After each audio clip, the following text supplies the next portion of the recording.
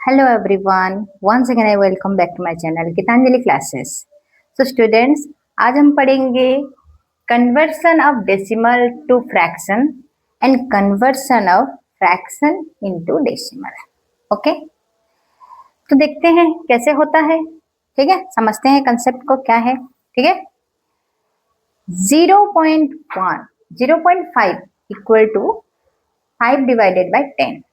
मैंने पहले भी बोला था कि पॉइंट के बाद अगर 1 डिजिट है तो डिवाइडेड बाय 10 रहेगा।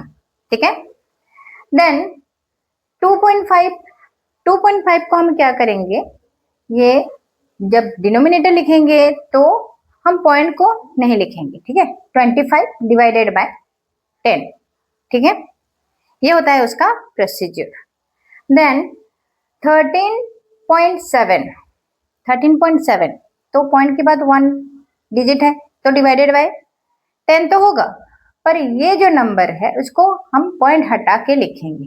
ठीक है, पूरा टोटल नंबर को पॉइंट हटा के हमें लिखना पड़ता है। ठीक है, और एक नंबर है 14.05। 14.05 है मतलब पॉइंट के बाद 2 डिजिट है तो डिवाइडेड बाय क्या रहेगा, 100 रहेगा। ओके, ये बात हमें याद रखना है।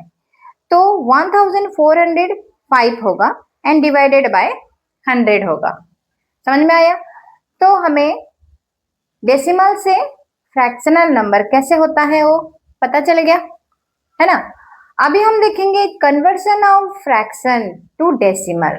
फ्रैक्शन दिया गया है और उसको डेसिमल में कैसे कन्वर्ट करेंगे। ओके, तो 2/5 हमने लिया है, तो कोई भी फ्रैक्शन को डेसिमल में जब कन्वर्ट करना होता है हमें पहले ध्यान देना पड़ेगा कि डिनोमिनेटर को हमें हमेशा 10, 100, 1000 में कन्वर्ट करना है।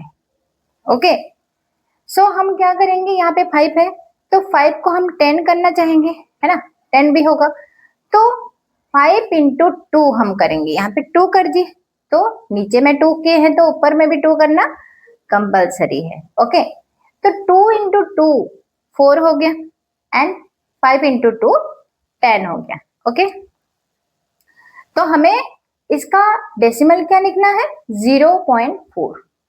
4/10 मीन्स 0.4। समझ में आया? Okay, then 1/2।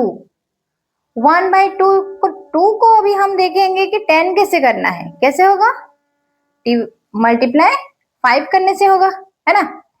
तो 2 इंटू 5 10 हो गया, 1 इंटू 5 5 हो गया। So 5/10 equal to 0.5। 5/10 equal to 0.5। Okay, then 1/25 है। 1/25 को हम 10 नहीं करेंगे, क्या करेंगे, 100 करेंगे। तो 25 इंटू 4 करने से हमें 100 मिलता है और 1 इंटू 4 करने से हमें 4 मिलता है। तो इसका जो डेसिमल है 0.04, क्योंकि यहाँ पे 2 डिजिट आ गया। क्यों, यहाँ पे डिवाइडेड बाय 100 है इसीलिए। ओके, ठीक।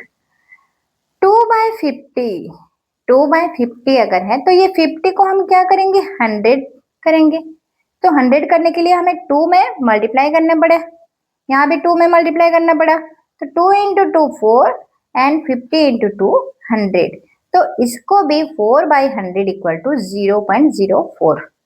ठीक है, तो हमें अभी पता चला कि फ्रैक्शन से हमें डेसिमल कैसे करना है और डेसिमल से फ्रैक्शन कैसे करना है। ठीक है, सो आई होप आप लोगों को ये समझ में आया होगा। अगर फिर भी कुछ डाउट है तो मुझे कमेंट बॉक्स में लिखिए अपना क्वेरी। ठीक है, and keep on watching my channel Geetanjali classes to get more updates, to get more learning, and please like, share and subscribe my channel. Okay, thank you.